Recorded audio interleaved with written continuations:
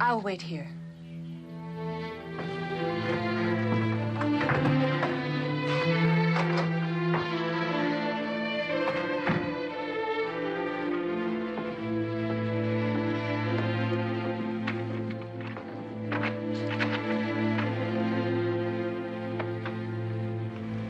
Watch your step, though.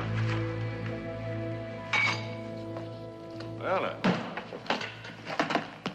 This is much nicer than I expected. Darling, you relax. Come on.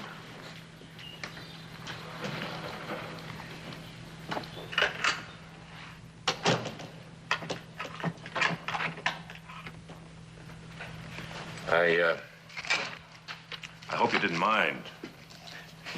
I mean, not being carried over the threshold. And what about this? All the comforts of home.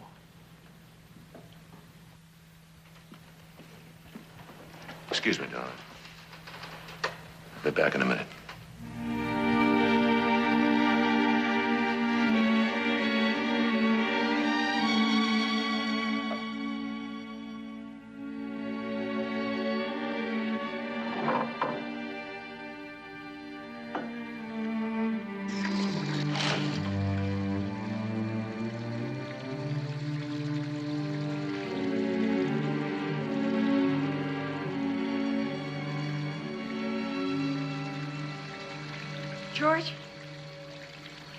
George is no good. I just can't. My husband doesn't care about me. He doesn't have time for me anymore. So I guess I just got feeling sorry for myself. I thought that anything would be better than being so alone.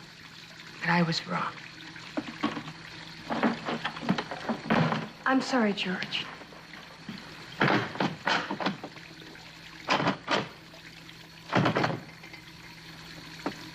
George, where's the key?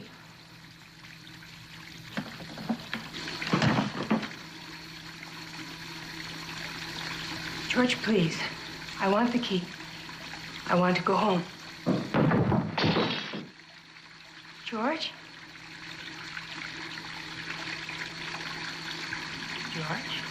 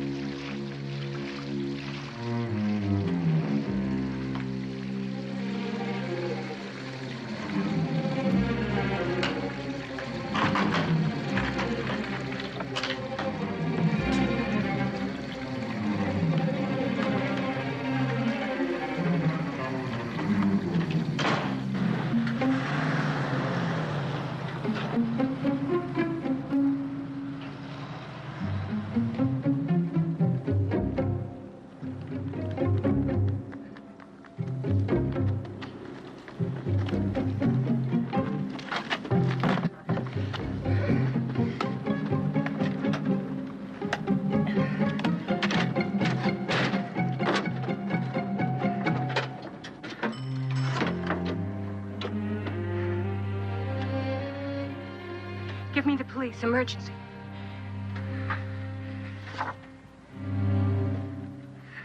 Police, I want to report a dead man. Yes, a man is dead. His name is George Whitney. He's in cabin 12 at the Sea Spray Motel. Yes. No, nobody knows about it. He just died.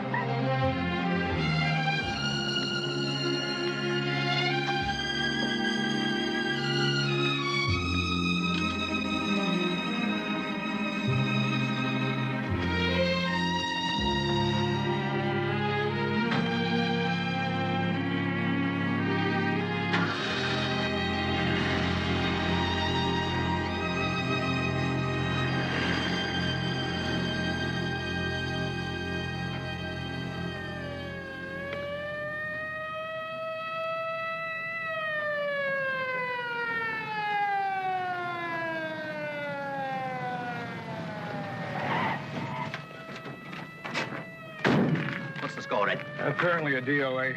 George Whitney, cabin 12.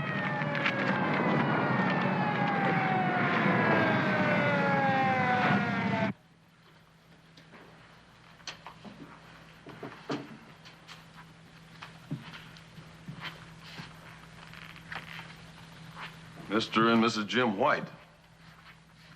Mr. George Whitney. So she wasn't his wife. Oh, dear me. I did think they were newlywed. You see, we cater to honeymoon couples here, and that's what I thought they were. She seems so shy.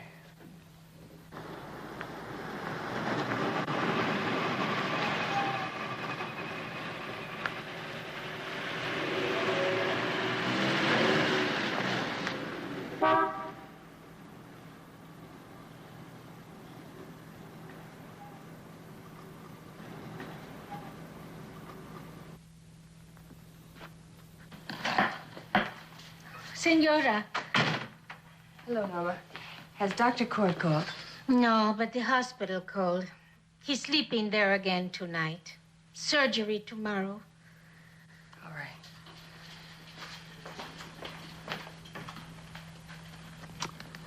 Al, you pretty sure the cause of death? Heart attack, no question. Look, will you call the coroner for me? We'll see what he has to say about that bruise. Okay. Thanks. Fargus, describe the girl again. Well, I told you. Again, Mr. Fargus. Well, she was average size, brownish hair, nicely dressed. I really didn't get a good look at her.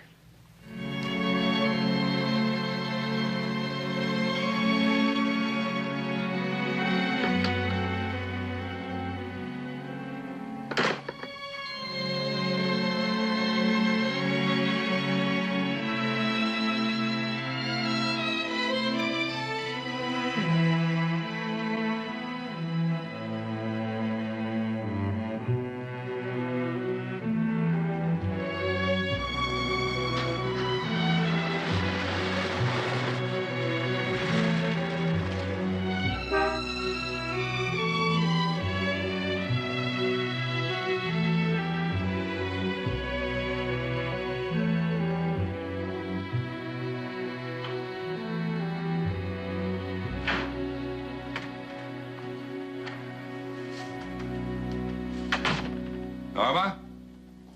I'm home. I've had no supper. Sorry, Doctor. The hospital said you wasn't coming home. Well, I got a break. Fix me a little something, will you? Your wife didn't eat yet, neither. David? Hi. What a lovely surprise. No surgery tomorrow? Well, I have a man with peritonitis, but I think I brought that under control with antibiotics. However... Oh, no. Oh, let Norma take it. Norma, Say that we're not here. Say that we went to dinner. Please, darling. I haven't even seen you in 3 days. What's the matter with you? Dr. Court residence. Matter? Well, your eyes are all bloodshot. Oh, I took a nap. I was sleeping. Dr. Court is for you, Senora Whitney. Would you fix me an omelet, Norma? Hello, Harriet. Yeah. Are you sober? Oh, no, come on, Harriet. Knock it off. Many a devoted husband comes home late for dinner. Well, then call the police, the Missing Persons Bureau. Harriet. Harriet. Screaming women. David. Why didn't she marry another rich old man? That's a formula that works for Harriet. George hasn't come home yet. That's why she's having a fit. Is she going to call the police? Let the public know that she thinks her matinee idol has feet of clay? No, not Harriet. Why don't you get dressed and come with me? What? Norma, forget the omelet. David, you have to go. Well, she needs a sedative, dear, or a drink. I'd hate to see her start drinking again. Well, can't you send her over something? Please, stay home. Can't we have one evening together alone? She's a friend, dear. She's a close friend when she was poor. And when she got a couple of $1 million, it didn't spoil it. She's suffering from a jealousy tantrum. I'm afraid she really needs some attention. Come on, you get dressed and hold her hand till George gets back, and then I'll take you out later and buy you a hot dog. Hurry up, I'll get the car.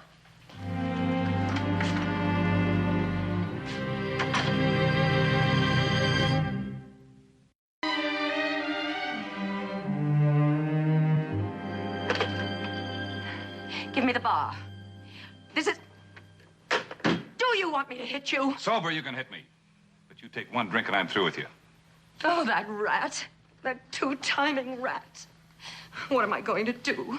Oh, Janet, darling, what am I going to do? Not that I didn't know what I was doing. Any woman who marries with stars in her eyes the third time around is feeble-minded. Who's got a cigarette? I gave up drinking.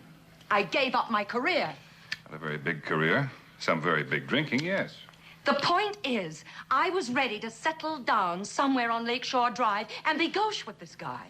His charm, my money, for better or for worse. Is that something? Well, as of now, his bank account is closed. Why? Because he took his own car out of the garage and went somewhere without asking your permission? And is now 3 hours and 20 minutes late? Now, listen, David. I had lunch with him at the golf club. I saw him leave the clubhouse in a golf cart. They have found that golf cart hidden in the bushes on the 11th fairway. Therefore, he must be with a woman. It isn't his fault.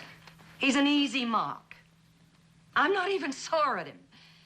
With him, I'm only fed up. But it's the woman I'm sore at, David. As believe me, she'll soon find out. Because she knows exactly what she's doing. To me, not to him. And where is he right now? He's with her. He's with her, and she's cutting my pride in thin slices, and she's loving every minute of it, and I won't have it. Give me the bar.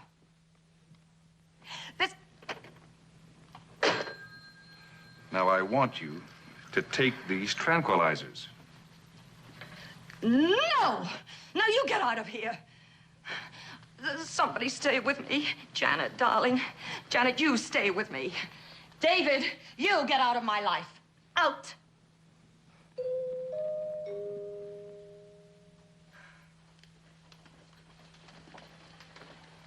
Well. Yes? Mrs. Whitney? Yes, what is it? I'm Sergeant Newsom. Do you mind if I come in for a moment? Come in.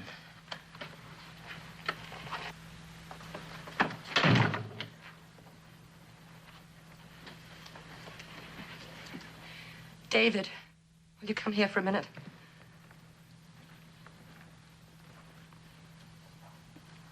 I'm Dr. Cord. Doctor? Mrs. Whitney, your husband is George Whitney. Permanent home, Chicago? It was. I mean, his was.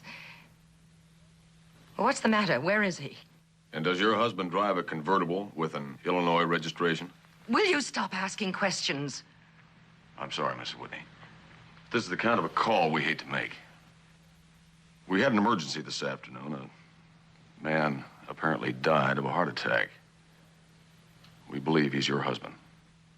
All right, take it easy. What? George? No, I don't believe it. Are you sure? Well, there's a slim chance. All his identification, though. Well, then you'll want someone to make a positive identification. Yes. Where is he? I'll go down. No, I'll go. Now, Harriet, are you sure? No, sure, David. Just let me get my coat, will you? Oh, Janet. Too bad.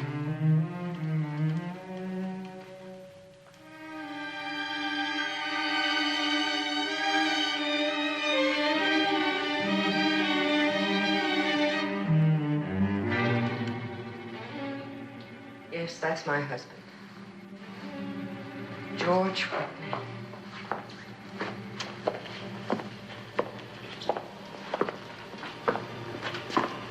Sea Spray Motel?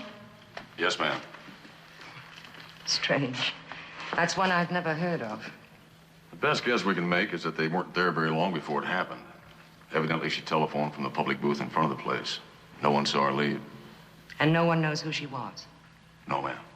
Anything need to be done? Well, yes, there's the matter of the funeral arrangements. Well, I'll send for the body in the morning.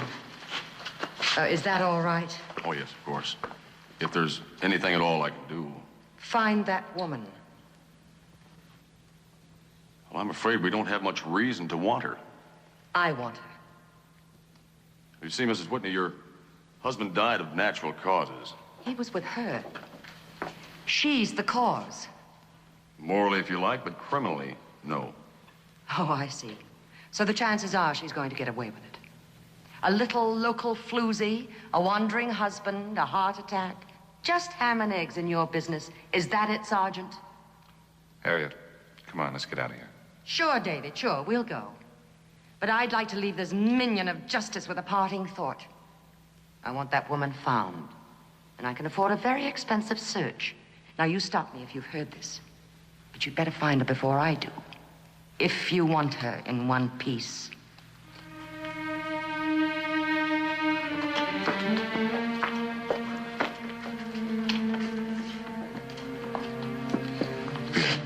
You go on back home. I'll take Harriet back to the Ojai Inn in a cab. Maybe I can get her to take a sedative.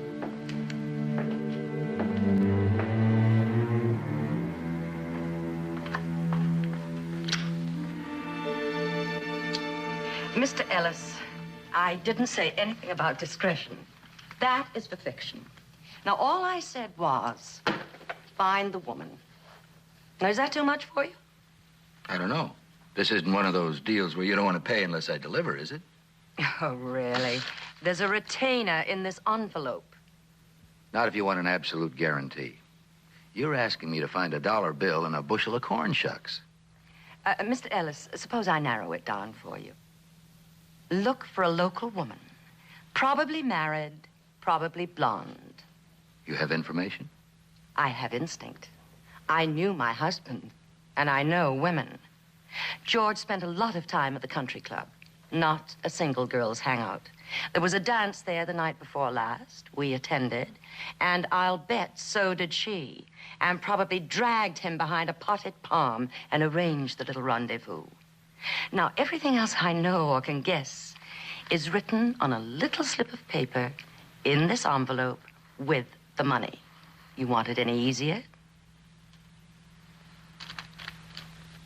Fine. Goodbye, Mr. Ellis.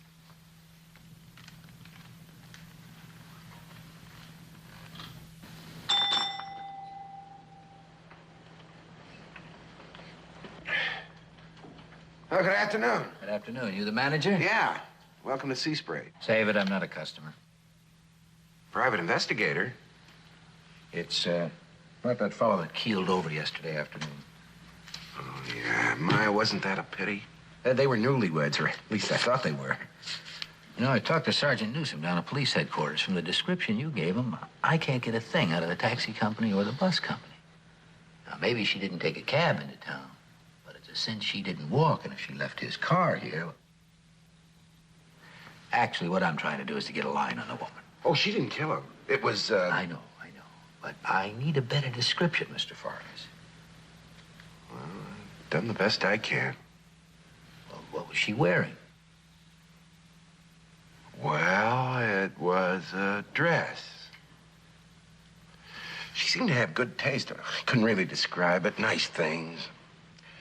What I can't figure out is who'd be looking for her. I mean, who'd hire a private investigator? Well, the facts are that I am hired, and I need your help. Look, there are a lot of places the police can't go and we can. There's a lot of things the police don't know officially that we do know. Now, that's the value and the danger of dealing with someone in my profession. Also, the police can't pay for help, and we sometimes do.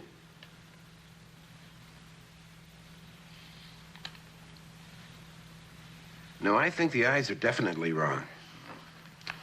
Well, would you say the eyes look more like that, Mr. Farkas?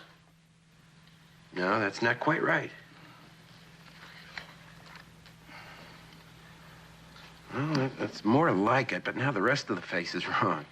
Like what, the nose? Yeah, the nose is wrong. Hers was more petite. Like that? Something like that. Mr. Newsom, does this method really work? Oh, you'd be surprised how well we do. Here, take a look at this, for example. Now, this sketch was made from an eyewitness's description of the man in that photograph. Oh, it's remarkable. Yes, the resemblance isn't always that similar, of course, but you'd be surprised how well we do. Now, if you'll just be patient, Mr. Farkas, I'm sure we can come up with a pretty good likeness of your mysterious lady.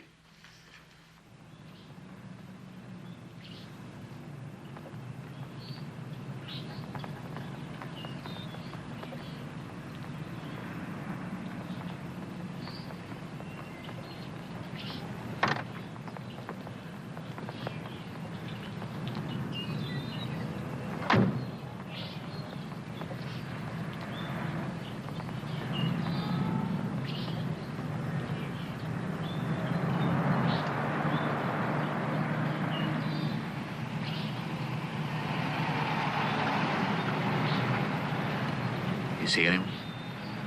Well, to tell you the truth, Mr. Ellis, I didn't expect to. It just doesn't seem plausible. You forgive me, but if this woman knew the Whitneys, would she take a chance in coming here? Mrs. Whitney's looking for the one that doesn't show up. Me, I figure if the woman's a friend of the Whitneys, she's covering up. She's got to be here. Well, let's just stroll around, huh? Some of them may have used another door.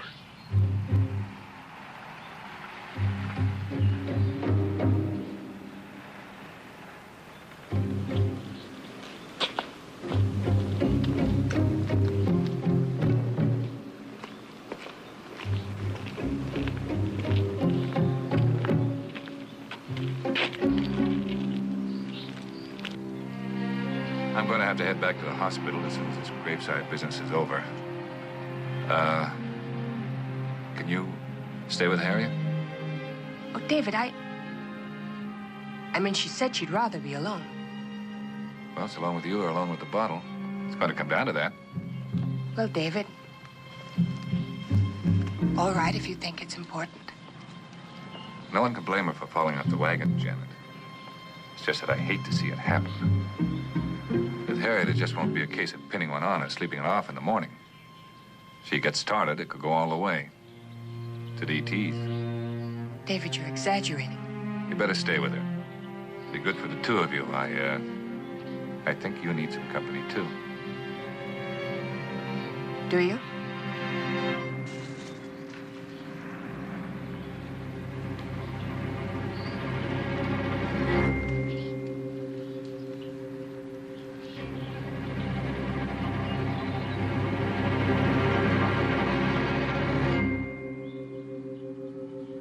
Looks like we wasted the afternoon.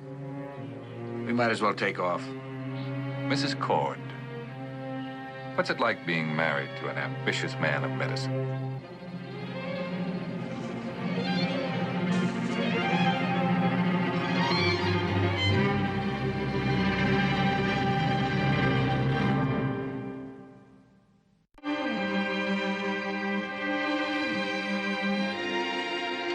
Harriet, you're coming with us. That's a diagnosis and a prescription. You got through the funeral fine yesterday. Now, I think that if you get through tonight, you'll probably be all right.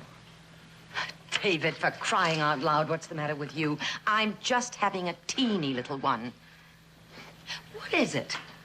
I mean, do you get some kind of a Freudian blast out of pasting the alcoholic label on me? I've lost 2 former husbands. I can handle my grief. Now, you lay off. I'm sober. It's not your grief that impresses me. It's that notion you have of finding the woman who wronged you. You're on a binge, Harriet. Not alcohol, revenge, but it's still a binge. A big, emotional drunk. You heartless reptile. And one binge leads to another. I'd like to see you get back some of your self-control. Janet, darling, how do you feel being married to a heartless reptile? I couldn't stand it. Oh, boy, I'm going to tell you something. George wasn't worth a dime. He was weak. He was faithless. But he could make a woman feel... Oh, I'm sorry. Oh, there's nothing to be sorry about, dear. Well, I only have an hour for dinner, so why don't we get going? Why don't you get your wrap? All right. Come in. Well, come in. Mrs. Whitney, this is Mr. Fargus. Oh, Hello. how do you do? This is Mr. Fargus, Mr. Ellis, Dr. Cord, and Mrs. Cord. What do you have? Come on, show me. Mr. Fargus and I have been doing some overtime with the police technicians. Oh? I gave him Mr. Fargus's description of the woman, and from that we came up with a pretty accurate sketch. If you're right and she's someone you know, this should give you a pretty good idea of what she looks like. Those police artists are very good. Janet, come here. Janet? Come and look at this. You see, you've got to take into consideration there may be a difference in the hairdo or some little difference in coloration. Well, darling? Do you recognize her? No, Neither do I. I don't know that woman. I don't know her at all. Well, someone will. I'll show it around. Publish it in the local newspaper and offer a reward. Oh, come on now, Harriet. Don't be corny. I mean it. I want her found.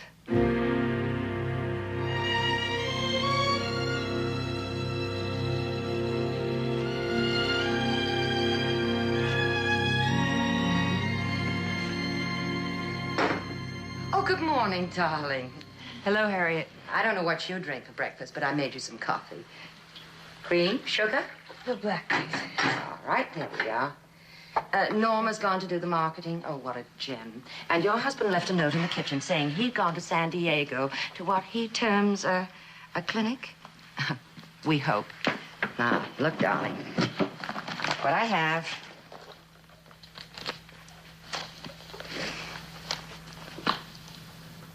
Now, even if nobody turns her in, can you imagine how that little floozy is squirming right now? I mean, you just know she's seen it. But it doesn't What? It doesn't necessarily look exactly like her, Harriet. Ha, it will to her. Janet, darling, you seem awfully tired. And you know it's almost noon. I didn't sleep too well last night. Well, never mind. Drink your coffee and then get dressed. I'm taking you to lunch. What? To the country club. I know that whole crowd, and I'm still betting that's where they met. And whoever isn't there today may just be buying newspapers, trying to get them all off the stands before her husband sees one. Oh, I can't wait for that lovely human grassroots moment when I meet her face to face. Harriet. Hmm? Has it ever occurred to you you may be defeating your own purpose? She may feel a lot worse if... your husband died from a heart attack. If you make a public display of not caring about that, but just hating some mystery woman... Darling, she's no mystery. I can tell you all about her split-level life. Her husband has been neglecting her. So she induces another husband to neglect another wife. Okay. Right husband, wrong wife. Oh, now, come on, darling, let's go. Oh, I can't. I really can't. Rubbish.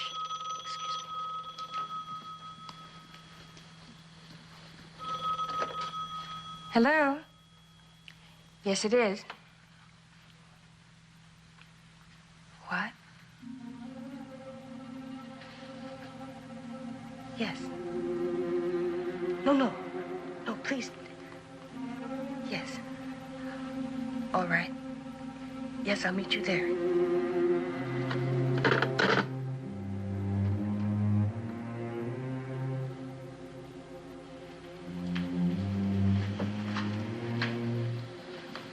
Why were you whispering, darling? I couldn't hear a thing. Oh, now, come on. Don't tell me you're meeting some man. Oh, it was the dentist checking on our appointment. Well, if you're going to stand me up for a drill. I'm sorry, I really must. All right, darling. I'll be leaving.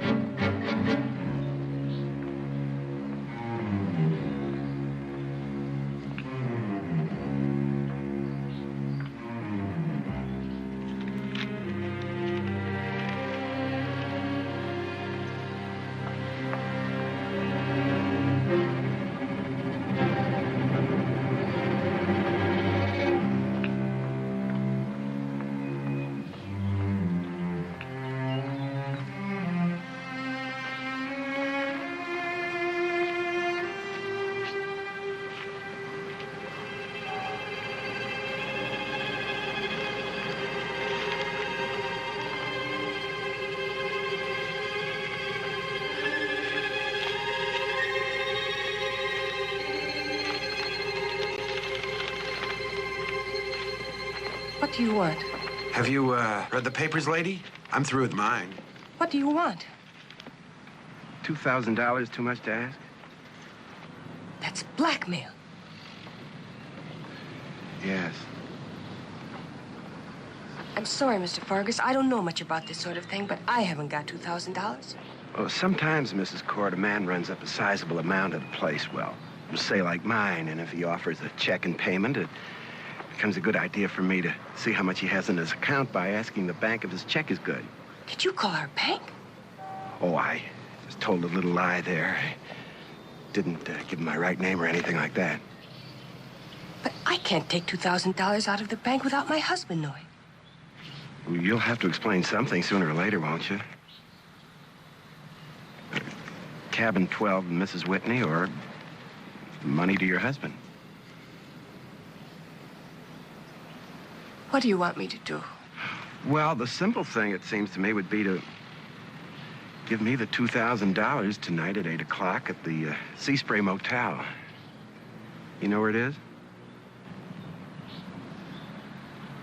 Please. I don't want to seem impatient, Mrs. Cord, but I am a busy man and I have to get back to work now.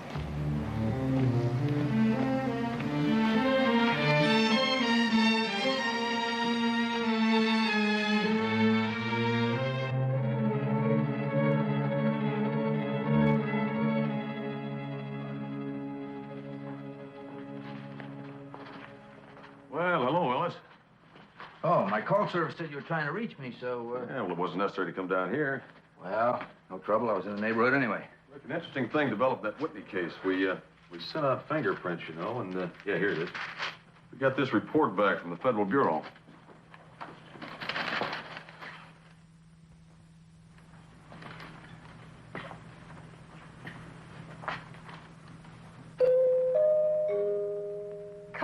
the door's open. Mrs. Whitney, it's me.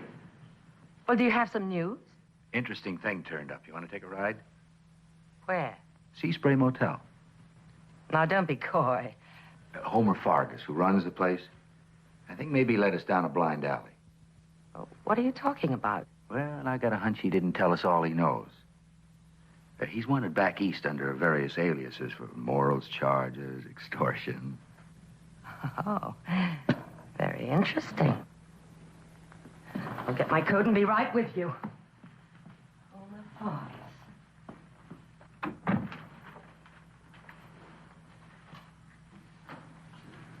Oh, come in. Please, come in, Mrs. Cord.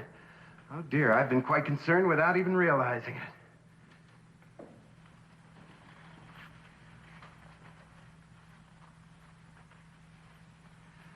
You know how it is? You build up an inner tension about a thing, and when it turns out right, you're so relieved. But I am glad you decided to come. It's a good decision, you'll see. Actually, all I have to offer you is a little humble privacy. I live very humbly. Few friends, very little appetites. Won't you, sit down? No. Oh, I know. You feel kind of awkward, but it's only because it's your first time, dear. I brought your money. $2,000. Oh, there's such a kind of quality, a callous quality that's when it's based on the arrangements of just giving and receiving money, isn't there? Isn't that what you tried to tell me in the park? I wasn't trying to tell you anything. I guess I misunderstood then. Well, this should do very nicely. How about the monthly payments? What? See, 100 or 150? Let's make it 150. $150 a month to you? It's reasonable. Mr. Fargus, nothing happened in that room. Man died. Oh, you know what I mean. Nothing happened. Nothing would have happened. I was trying to get out of there. Please, dear. I understand, but my only concern is what Mrs. Whitney thinks, or what your husband would think.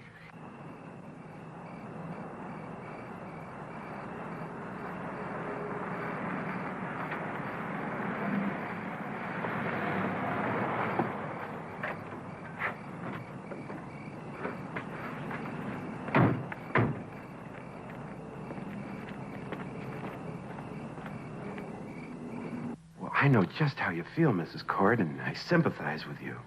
That's why I've tried to make my demands as reasonable as...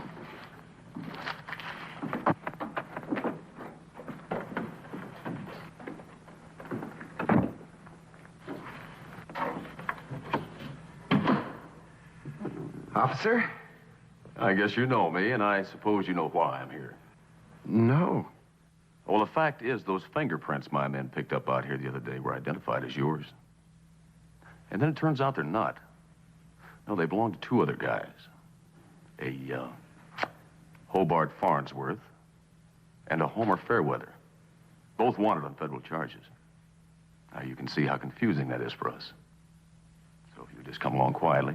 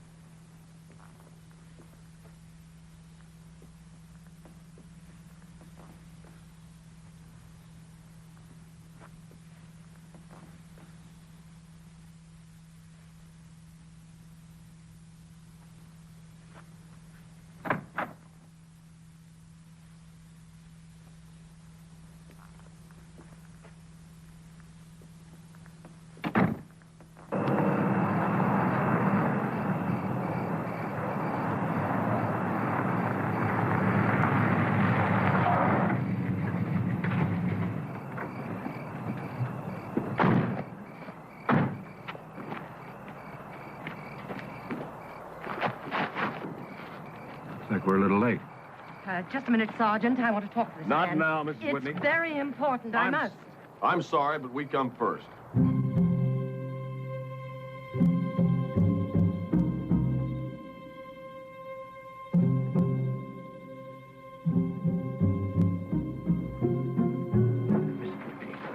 What are you doing? Let me talk to him, will you, please? All right.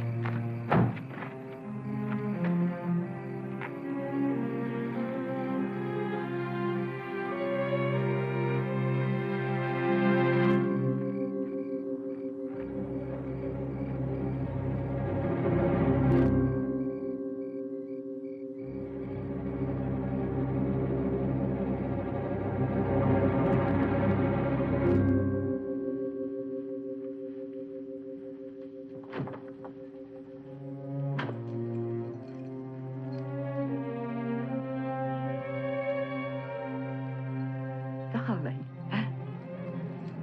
your car keys.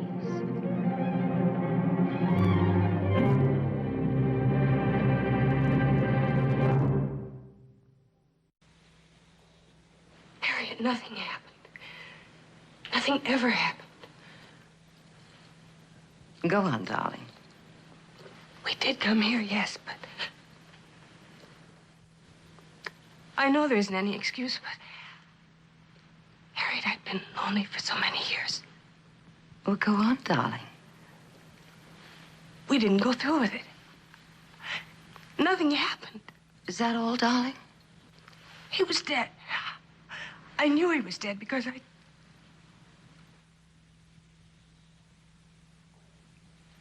Oh, Harriet. Please. Please forgive me. Well, all right, darling. Since we seem to have the knack of sharing things, let's share this little revelation, shall we? I'll simply find your husband and tell him the woman was you. Then you find him, if you can, and tell him the rest.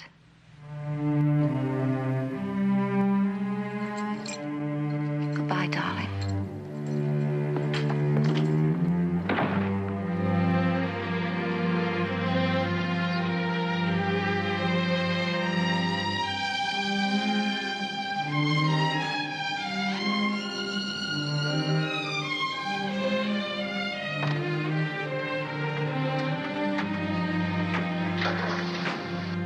No matter what Harriet has told you, nothing happened, and nothing would have, ever.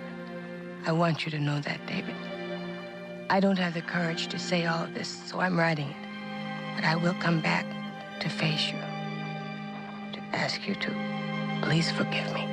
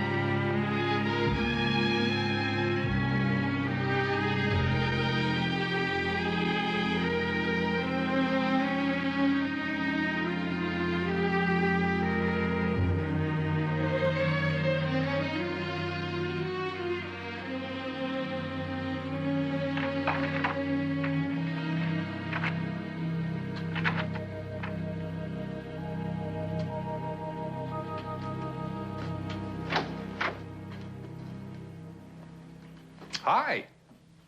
Where you been? I took a walk.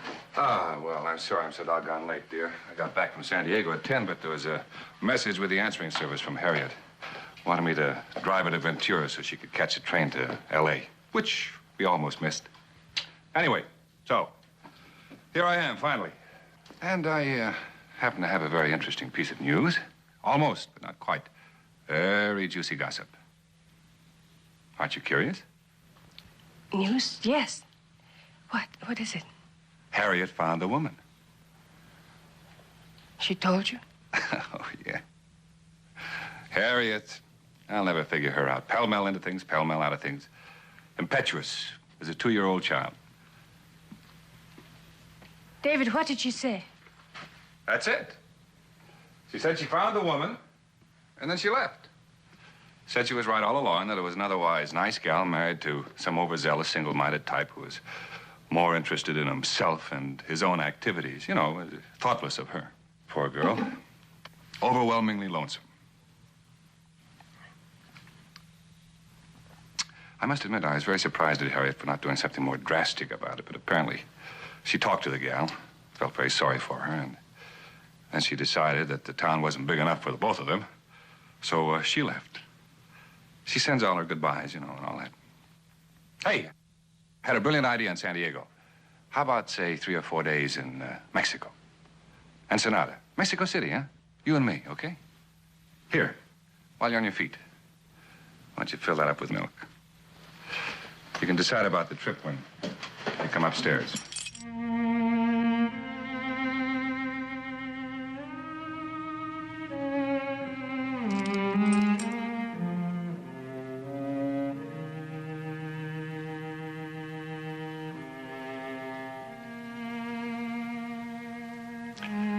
All right. Harriet wasn't so kind. She stayed pretty much in character. But I also read that note of yours, so...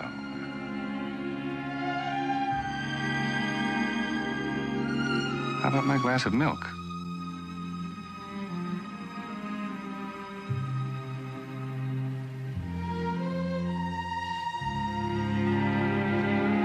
On second thought, forget about the milk.